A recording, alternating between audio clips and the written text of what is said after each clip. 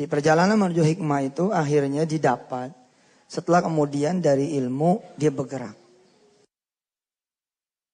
Tapi di sini ya saya ngelihat ya bahwa posisi mentor kalau masih di tangan orang tua berarti orang tua, kalau di tangan guru berarti guru, di tangan sekuat pesantren berarti pesantren, ini sangat penting. Dia tidak akan anak-anak mencapai hikmahnya kalau si pengajar gitu ya, tidak kemudian dia mencapai kualitas itu.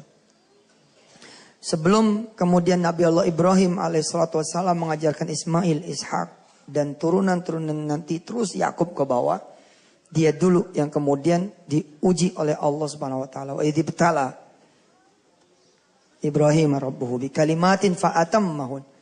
Ya, diuji dulu tuh Nabi Ibrahim.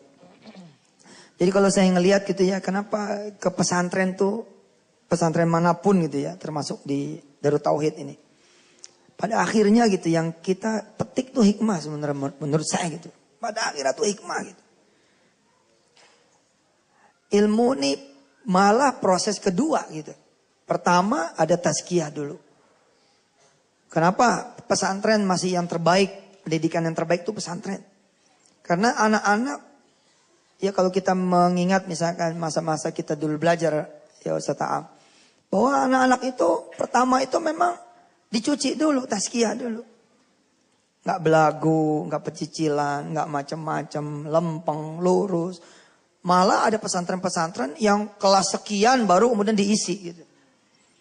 Hari-hari pertama, tahun pertama malah itu dia ngepel, nyapu, ngerawat kambing atau sapinya kiai, guru, terus itu tazkiyah. Bagaimana Rasul ketika kemudian sebelum berjalan Isra dan Mi'raj, beliau kemudian dicuci dulu. Perjalanannya kemudian menjadi hikmah. Dan sesuai dengan yang tadi Ustaz Am katakan ada tadrij. Ada kemudian proses sampai menuju kepada yang dikehendaki. Wa qala alladziina kafaru laula nuzzila 'alaihil qur'anu jumlatan wahidatan kadzalika linutsabbita bihi fuadaka wa ratalnahu tartila. Anak pengen belajar tauhid dari ayahnya gagal belajar tauhid, dia nggak akan memperkenalkan anaknya tauhid. Anaknya datang ke ayahnya, "Pak, gimana nih besok buat bayar kuliah?" Karena si anak ini belajar dari seorang ayah yang tidak mengenal Allah, maka hasilnya pun anak tidak akan belajar hikmah yang benar karena ilmunya salah. Yalah nanti kalau kepepet kita jual motor. Konklusinya salah. Dan kadang-kadang perjalanan ilmu itu baru bisa kemudian dinikmati Mbak dan pemirsa ketika sudah berbuah menjadi hikmah. Contoh, anak datang tapi ayahnya udah beres gitu. Ayah udah beres, anak datang. Ya, ini jadi nggak mau ikut study tour. Ayahnya kemudian karena dia sudah mengenal Allah Subhanahu wa taala, ayahnya bilang, "Kamu sudah ngomong belum sama Allah?" Gitu. Lihat, ikhtiarnya, mikirnya nanti dulu. Zikirnya dulu. Balikin anak ini ke Allah. Kamu udah ngomong belum ke Allah? Belum ya. Ngomong ke Allah. Masih ada waktu berapa? Sekarang hari Kamis harus bayar besok maksimal Jumat. Sabtu mau berangkat. Ya sudah masih ada maghrib, isya, buat doa. Masih ada sholat malam, masih ada subuh di Jumat pagi. Dah, kamu sholat dulu, doa dulu sama Allah. Insya Allah. Sebagai ikhtiar sebenarnya si anak sudah memenuhi proses ikhtiar itu. Si anak datang kepada orang tua. Lalu si ayah meneteskan ilmu tauhid itu kepada anaknya. Nak, ke Allah dulu. Dan ditemenin sama si ayah prosesnya. Pemirsa, ditemenin sama si ayah prosesnya. Ayo kita ke masjid. Kita minta sama Allah supaya kamu nanti bisa berangkat ikut study tour. Berapa duit? 27.000. Ayo kita minta 27.000. Di masjid dikasih tahu yang lain nanti mundur, kita maju. Dan betul, ketika kemudian yang lain mundur, dia maju berdua. Lalu si ayah menyuruh anaknya berdoa. Sok kamu berdoa, silakan. Si anak berdoa. Ya Allah, saya ini pengen ikut study tour. Tapi ini ya Allah punya ayah pelit banget. 27.000 aja. Mesti sholat dulu. Mesti doa dulu. Tapi lah mudah-mudahan nanti ayah ngasih. Doanya langsung ke Allah. Allah itu hidup, nggak pernah mati. Kalau ayah belum masih mati gimana? Ya Allah, tolong bayarin saya. Doanya langsung aja. Bayarin kek, enggak kek, pokoknya begitu. Ya udah kayak gitulah, amin. Dialog terjadi. Ini ilmu loh, belum jadi hikmah. Kenapa? Belum jadi pengalaman buat si anak.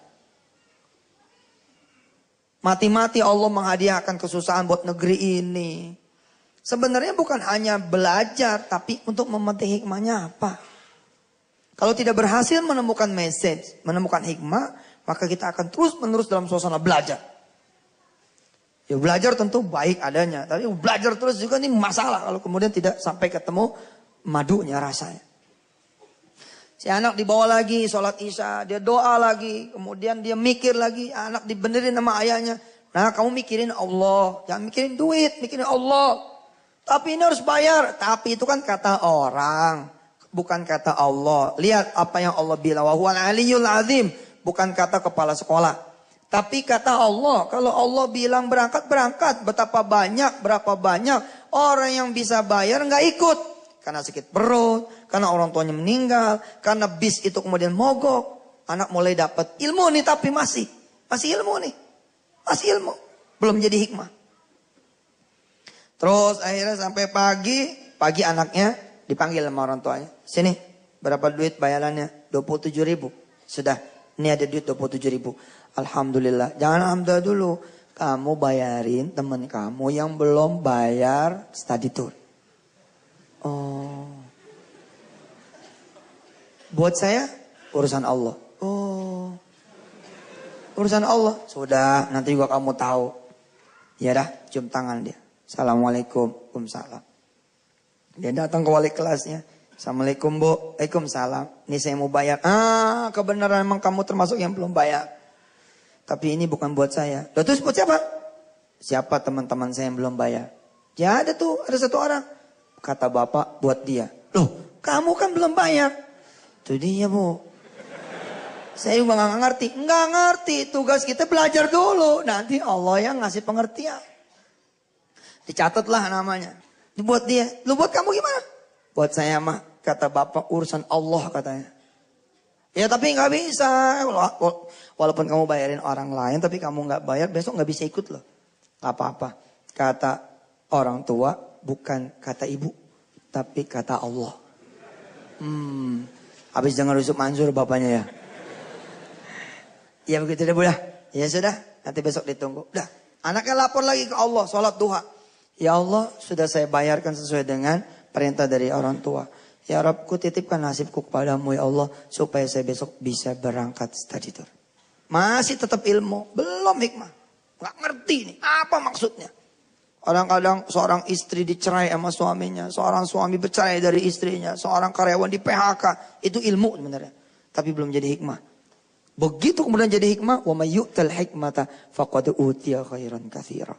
Barang siapa yang sudah diberikan hikmah. Itu dia yang lebih gede daripada apapun.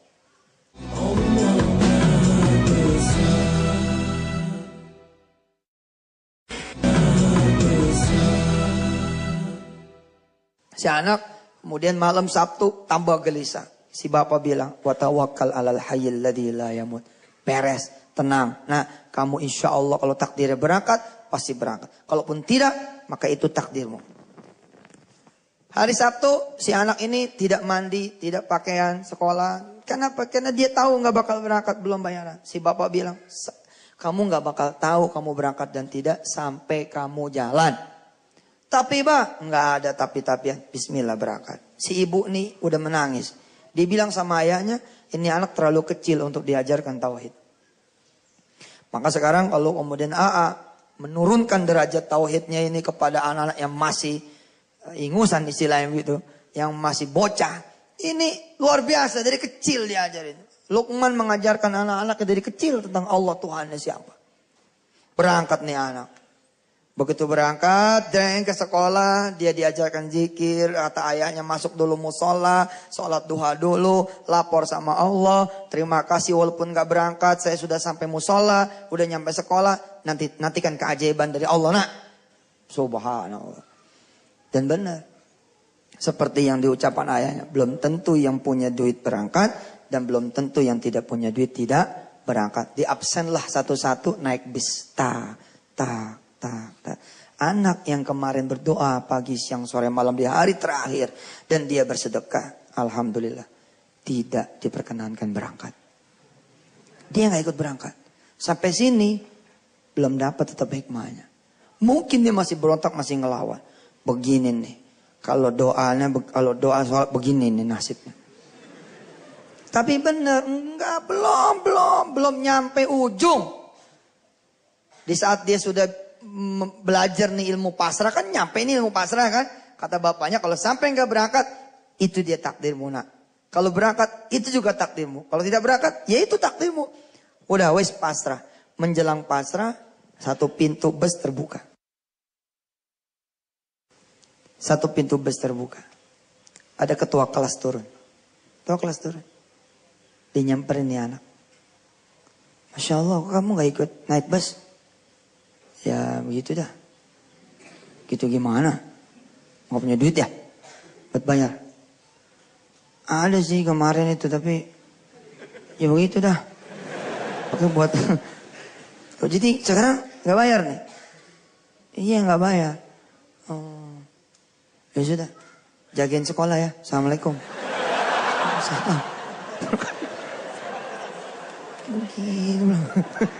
Oh nggak ngerti, tuh anak nggak paham.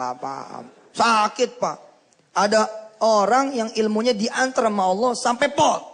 Jadi nggak perlu di kasus yang satu.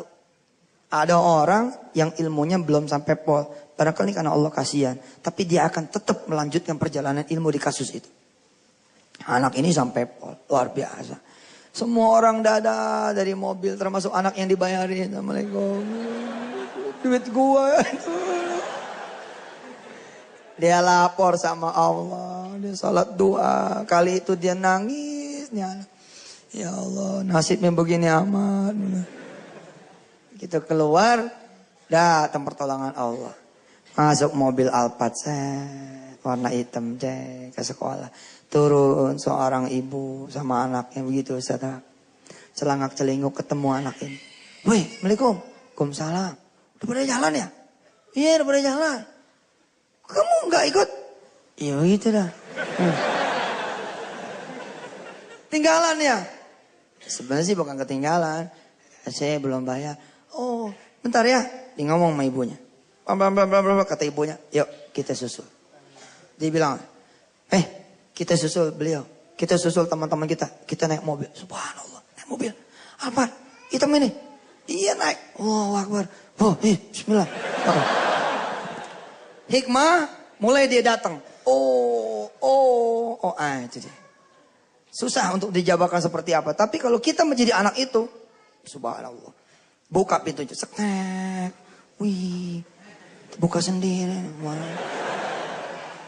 Dia duduk, ya kan. Ibunya di depan ngomong. Yang enak ya dek duduknya. Iya tante. Jeblak-blak. Nangis, anak ini nangis, berlinang air matanya, berlinang. Ya Allah, temannya bilang, kenapa lu gak pernah naik Alphard ya? Agak, bapak gua bener gitu, bapak gua bener. Emang bapak lu ngomong apa? Yang punya duit belum tentu berangkat, yang gak punya duit belum tentu gak berangkat. Yang bayar belum tentu berangkat, yang gak bayar belum tentu kemudian. Dan subhanallah dia juga belajar satu hal yang tidak diajarkan oleh ayahnya. Oleh ibunya apa? Di kilometer 39 mampir. Mampir dia. Mampir. Kencing. Pipis. Woi ibunya neteng makanan ini. Makan subhanallah. Nangis lagi anak ini. Masih kecil kelas 5 nangis. Ya.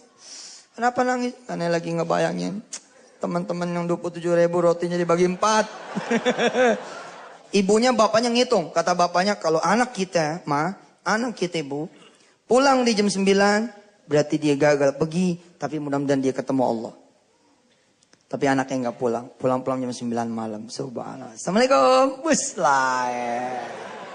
Waalaikumsalam. Ada talas, ada singkong, ada macam-macam bawanya. Subhanallah anak ayam, masya Allah cerita. Dia mau mandi dulu itu cerita.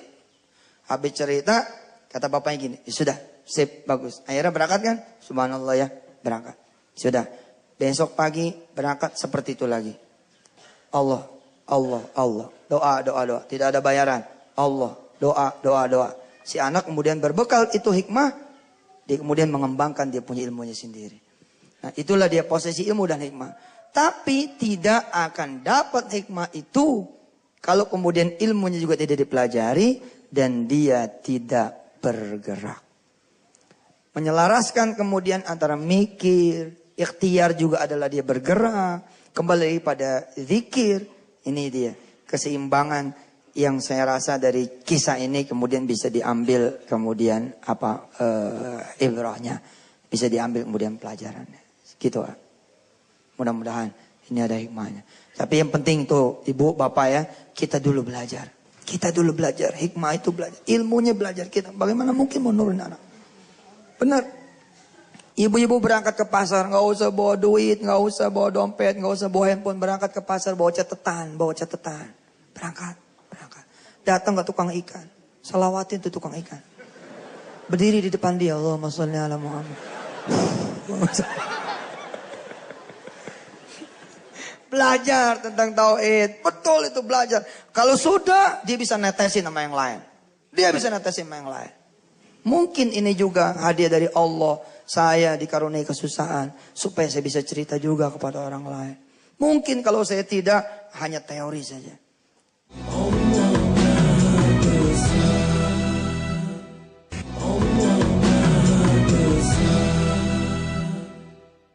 Masya Allah, luar biasa ya. Memang kalau kita diceritain lebih gampang nangkepnya, benar ya? Ya, dan mudah-mudahan tadi cerita dari guru kita menjadi motivasi buat kita semuanya. Amin ya Rabbal Alamin. Baik, kita lanjutkan lagi. Alhamdulillah sudah ada yang ingin bertanya lagi, boleh angkat tangannya dari sini ya. Baik, mic-nya boleh. Oh, sudah pegang. Baik, silakan. Bismillahirrahmanirrahim. Assalamualaikum warahmatullahi wabarakatuh. Assalamualaikum warahmatullahi. Mohon izin untuk bertanya kepada para ustadz. Berkenan untuk menjawab Hakim dan Ustadz Aam. Memulai itu mudah, menjaga itu proses. Bagaimana mensinergikan antara zikir, pikir, dan ikhtiar. Dan bagaimana cara menjaga kita agar tetap konsisten dalam koridor apa yang Allah perintahkan kepada kita. Jazakallah khairan katsiran. Siapa tadi namanya, maaf? Hasan. Ya. Makasih. Sebelum saya lempar ke A dan Ustadz Aam, saya senang nih statementnya.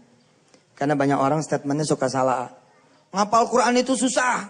Lebih susah lagi ngejaganya. Pak demen tuh saya ngomong gitu. Kosannya kayaknya gimana gitu. Orang Allah aja udah mudahin. Walaqad yassarnal Qur'ana lidzikri fahal mim muddakir. Nah, tadi kalimatnya cakep banget. Memulai itu mudah. Menjaganya adalah proses. Tadi saya berpikir dia mau ngomong menjaganya itu susah. Tapi cakep banget kalimatnya. Subhanallah Hasan. Berhak atas duit dari ayahnya insyaAllah. Mendengar itu nikmat hadirin. Ini terima kasih Ustaz tentang ilmu hikmah itu. Mungkin saudara-saudara juga sudah tahu badai yang pernah menerpa saya. Ya. Kenapa saya air mata ini nggak ketahan? Karena banyak yang menganggap badai itu menghancurkan, padahal badai itulah yang menyelamatkan. Saya tidak bisa membayangkan kalau dulu tidak ada dihina orang, dicaci, diremehkan. Mungkin tidak kenal Allah, yang kenalnya cuman popularitas, pujian, penilaian. Masya Allah. Jadi ingat tuh yang di ruangan gelap dipukul oleh seseorang pakai gulungan koran dalam gelap gulita. Marah. Tapi ketika dinyalakan lampu, ternyata calon mertua ini yang ngasih anaknya, ngasih modal, ngasih rumah. Oh, Bapak, silakan lagi, begitulah ya. Karena dia tahu orang inilah yang sangat baik, yang sudah nyukupin, nolong, nggak ada apa-apanya, dan pasti itu pun demi kebaikan. Ya, Jadi kalau orang belum kenal Allah di balik semua yang terjadi, memang akan sulit melihat hikmah. Tapi ketika seperti tadi, betapa indah dan sempurnanya perencanaan Allah. Wah, kita cuma bisa nangis saja. Nangis takjub kepada maha baiknya Allah. Sulit untuk mengeluh. Barang siapa yang tahu Allah itu maha indah, maha baik dalam setiap perbuatannya. Begini hadirin. Kalau kita dibuat lurus saja, pasti tidak menarik. Allah membuat banyak hal dalam hidup ini supaya menarik. Iman itu pasti turun naik. Karena yang konstan itu malaikat. Kalau kita turun naik, cuman turun naiknya ini harus dikemas. Naik 3, turun 1, segera sadar, bangkit, naik lagi 4. Suatu saat lengah, turun 2, naik lagi. Jadi walaupun turun naik, progresnya imannya menguat. Karena akan dibuat oleh Allah kejadian yang memang kita ini ada pembosan.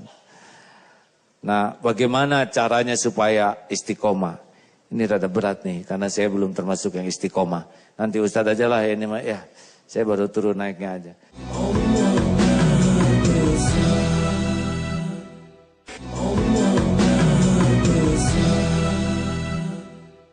Ya, bismillahirrahmanirrahim. Rekan-rekan sekalian, kalau kita cermati betul apa yang disampaikan oleh Ustadz Yusuf Mansur, oleh Agim. Katanya life is never flat, hidup itu nggak datar. Hidup itu naik turun, naik turun.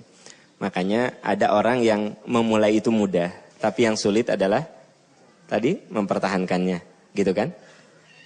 Sebenarnya kalau kita cermati, manusia itu memang makhluk yang sangat dipengaruhi oleh faktor lingkungan. Makanya Nabi Ibrahim pernah berdoa begini, Robbi habli hukman. Tadi hikmahnya oleh Ustadz Yusuf Mansur sudah disampaikan. Robbi habli hukman. Ya Allah, beri aku hikmah. Hikmah. Walhiqni bis solihin. Dekatkan aku dalam lingkungan orang-orang soleh. Ini antara hikmah dan lingkungan orang soleh itu dekat. Antara keistiqomahan dan lingkungan itu sangat berdekatan. Beri aku hikmah, dekatkan aku dalam lingkungan orang-orang soleh. Yang menarik di situ ada kata-kata waj'alli lisana sidqin fil akhirin. Ya Allah, jadikan aku bahan pembicaraan baik bagi generasi setelah aku. Jadi gini, pertama hikmahnya tadi sudah disampaikan. Kemudian sekarang supaya kita lebih istiqomah, cari selalu lingkungan yang soleh. Datang ke majelis taklim, cari lingkungan yang soleh. Ketemu teman-teman, ciptakan lingkungan yang soleh. Di lingkungan kita rasanya belum ada kondisi-kondisi yang membuat soleh, kita ciptakan yang soleh. Nah, nanti setelah kita berusaha menciptakan dan mencari lingkungan yang soleh, waj'alli lisana sidqin fil akhirin. Ya Allah, jadikan aku bahan pembicaraan baik. Maksud jadi bahan pembicaraan baik itu artinya kita harus berusaha meninggalkan jejak yang baik. Masya Allah. Dalam hidup itu kita harus meninggalkan jejak yang baik. Ingat 2 hal yang tidak bisa kita cabut dalam kehidupan. Pertama, lisan yang sudah terucap itu tidak bisa ditarik. Lisan yang sudah terucap itu tidak bisa ditarik. Misalnya, saya bicara dan teman saya sakit hati, saya katakan, aduh saya minta maaf, saya tadi ngomong seperti itu karena emosi. Apa teman saya bilang? Iya, saya maafkan. Tapi jangan salah, tetap aja omongan itu berbekas pada hati teman saya itu. Yang kedua apa? Seperti paku, ya, nancep, minta maaf tuh dicabut pakunya, tapi bolongnya tetap ada. Bolongnya tetap ada, gitu. Makanya memaafkan dan melupakan itu 2 hal yang berbeda. Kalau memaafkan itu wilayah hati, melupakan itu wilayah memori. Makanya ada orang yang, Pak Am, saya sudah memaafkan, tapi kenapa ya kadang-kadang saya suka ingat. Ya karena itu 2 hal yang berbeda. Kalau memaafkan itu wilayah hati, kalau melupakan itu wilayah memori. Nah makanya ada 2 hal yang tidak bisa kita cabut. 1, ucapan. Ucapan kalau udah keluar itu nggak bisa dicabut sebenarnya. Diralat bisa, tetapi bekasnya ada. Yang kedua apa? Sejarah perjalanan hidup kita. Sejarah. Makanya Nabi Ibrahim mengatakan, ya Allah jadikan aku bahan pembicaraan baik. Maksudnya kita harus berusaha meninggalkan jejak yang baik. Indah kan kalau misalnya bapak-bapak meninggal lebih dulu ya. Lalu kata istri bapak itu ke anak yang paling gede, Aa, kalau jadi ayah contoh tuh bapak kamu. Rumah tangga dengan mama 20 tahun gak pernah nyakitin. Bapak kamu teh selalu bekerja keras. Jadi imam dalam rumah tangga. Pokoknya kalau jadi bapak, contoh tuh bapak kamu. Itu kan jadi kenangan indah. Jadi sejarah baik. Yang paling parah kalau istri kita ngomong gini, kalau jadi ayah jangan seperti bapak kamu. Parah banget bapak kamu tuh parah pisannya. Tapi alhamdulillah pendek umur. Jadi kan artinya tidak jadi sejarah yang bagus. Ya gitu. Nah jadi untuk istiqomah salah satunya memang latihan tentu saja. Tadi Ustadz Yusuf Mansur mengatakan hikmah gitu. Hikmah itu makanya di dalam tafsir dikatakan hikmah itu al-ilmul ba'itsu ilal amal. Jadi ilmu yang mengantarkan kita pada amal. Kemudian jadi nggak mungkin orang dapat hikmah kalau belum dijalani. Jadi ilmu yang kita aplikasikan itu akan melahirkan hikmah begitu. Makanya di ayat lain ada kata-kata ud'u ila sabili rabbika bil hikmah. Ajak ke jalan Tuhanmu dengan hikmah wal mau'izatil hasanah. Kata-kata yang bagus. Jadi biasanya orang yang menyampaikan dakwah dengan hikmah pasti lisannya bagus. Omongannya bagus. Artinya bagus di sini tidak menyakitkan orang, tidak menistakan orang, memuliakan orang gitu. Kenapa? Karena dia bicara dari hikmah, dari ilmu yang sudah teruji begitu. Itu. Baik, alhamdulillah. Ingin sedikit menambahkan tentang lingkungan yang baik. Memang Rasulullah pun mengingatkan bergaul dengan penjual minyak wangi, kita akan ikut terbawa harum, dan bergaul dengan pandai besi bisa ikut bakaran. Saya ingin menyampaikan ilmu yang saya dengar dari guru kami Ustadz Jalaluddin Asyatibi. Semoga Allah menyayangi beliau. Jadi kalau mau cari lingkungan, cari teman, yang saya simak tuh satu, carilah orang yang bisa jadi guru ibadah.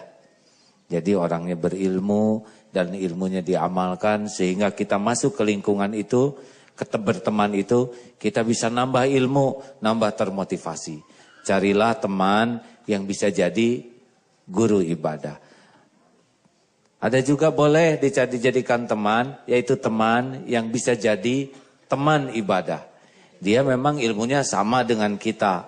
Tapi kalau ketemu dia bisa ngajak, ayo sholat, waktu sholatnya ilmu kita nggak nambah. Tapi jadi sinergi dalam ibadah.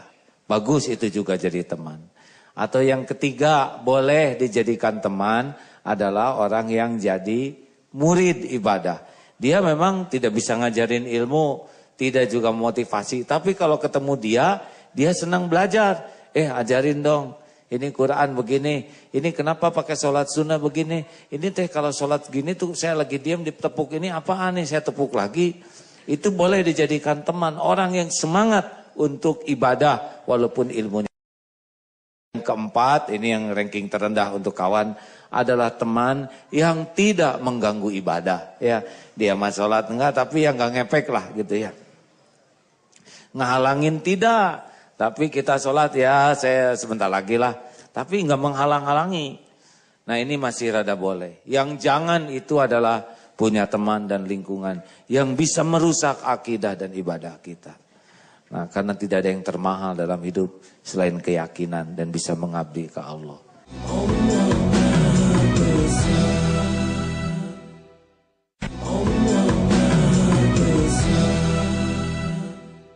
Kita tutup dengan doa. Hadirin, Allah Maha menatap, Allah Maha mendengar. Pertemuan ini terjadi dengan izin Allah. Tidak ada satupun yang luput dari pendengaran Allah. Allah Maha tahu siapa diri kita yang sesungguhnya. Kita dihargai orang lain bukan karena kita mulia, melainkan karena Allah saja masih menutupi aib, kebusukan, kemaksiatan kita. Allahumma sholli ala sayyidina Muhammad wa ala alihi wa ashabihi ajma'in. Alhamdulillahi rabbil alamin. Ya Allah, ya Hayyu ya Qayyum, birahmatika nastaghits. Rabbana zalamna anfusana wa illam taghfir lana wa tarhamna lanakunanna minal khasirin. Allahumma ja'alna minat tawabin wa ja'alna minal mutatahhirin wa ja'alna min ibadikas solihin. Allahumma inna nas'aluka taubatan nasuha wa taubatan qoblal maut wa rahmatan indal maut wa magfiratan ba'dal maut. Allahumma hawin alaina fi sakaratil maut. Allahumma inna nas'aluka husnal khatimah wa na'udzubika min su'il khatimah. Wahai yang maha menatap, ampuni ya Allah sebusuk apapun hidup yang pernah kami jalani. Ampuni sekelam apapun masa lalu kami. Ampuni dosa yang terang-terangan, dosa yang sembunyi-sembunyi. Ampuni dosa yang berulang-ulang kami lakukan ya Allah. Wahai Allah, berikan kekuatan agar kami bisa menghindari maksiat. Agar bisa menjauhi dosa. Agar tidak tertipu oleh duniawi ini. Agar tidak terjerumus karena nafsu, syahwat, amarah. Allahumma gfir lana wa liwalidina warhamhum kama rabbawna sigara. Duha yang maha baik, ampuni dan sayangi orang tua kami. Bagaimanapun keadaannya, darah dagingnya ada pada tubuh kami. Muliakan sisa umurnya wahai Allah. Jadikan husnul khotimah akhir hayatnya.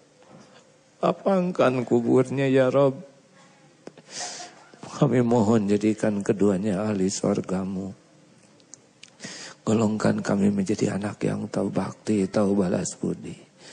Ya Allah ampuni guru-guru kami. Para ulama, ustadz yang menjadi jalan kami mengenalmu. Yang menjadi jalan kami bisa mengabdi padamu. Muliakan keluarga, keturunannya ya Allah. Rabbana hablana min azwajina wa dzurriyyatina qurrata a'yun waj'alna lil muttaqina imama. Wahai Allah yang maha baik, karuniakan kepada kami rumah tangga yang penuh cinta padamu. Rumah tangga yang selalu merindukan perjumpaan denganmu. Titipkan kepada kami keturunan yang menjadi kekasih-kekasihmu. Yang hidupnya hanya untukmu. Di jalanmu. Karenamu. Wahai Allah yang maha agung. Jadikan Ramadan ini benar-benar merubah hidup kami. Jadikan hati ini hati yang benar-benar selalu tertuju padamu. Penuhi hati ini hanya olehmu ya Allah. Jangan pernah berpaling sesaat pun darimu. Jangan biarkan kami melangkah kecuali hanya padamu. Jangan cabut nikmat iman ini ya Allah. Rabbana la tuzigh qulubana ba'da idh hadaitana wa hab lana min ladunka rahmah innaka antal wahhab. Allahumma ighfir lil mu'minina wal mu'minat wal muslimina wal muslimat al ahya'i minkum wal amwat. Allahumma a'izal Islam wal muslimin. Allahumma ansur mujahidin. Rabbana atina fid dunya hasanah wa fil akhirati hasanah wa qina adzabannar. Subhana rabbika rabbil izzati amma yasifun. Wassalamun alal mursalin walhamdulillah. Terima kasih Ustadz. Ya, semoga ilmunya berkah, manfaat, dan semoga Ustadz Yusman, Ustadz Aam senantiasa dipelihara oleh Allah, istiqomah sampai akhir hayat husnul khotimah. Para pendengar, terima kasih dari Pondok Pesantren Eko Pesantren Darut Tauhid Bandung. Silahkan mampir dan silahkan manfaatkan amanah Allah ini. Assalamualaikum warahmatullahi wabarakatuh. Alhamdulillahirabbil alamin, banyak sekali ilmu yang akhirnya kita dapatkan. Ilmu Allah adalah ilmu yang suci, harus diterima dengan hati yang suci dan baru bisa kita nikmati setelah kita amalkan. Insyaallah hari ini banyak ilmu yang berkah yang kita dapatkan. Saya Ali Zaya undur diri. Assalamualaikum warahmatullahi wabarakatuh.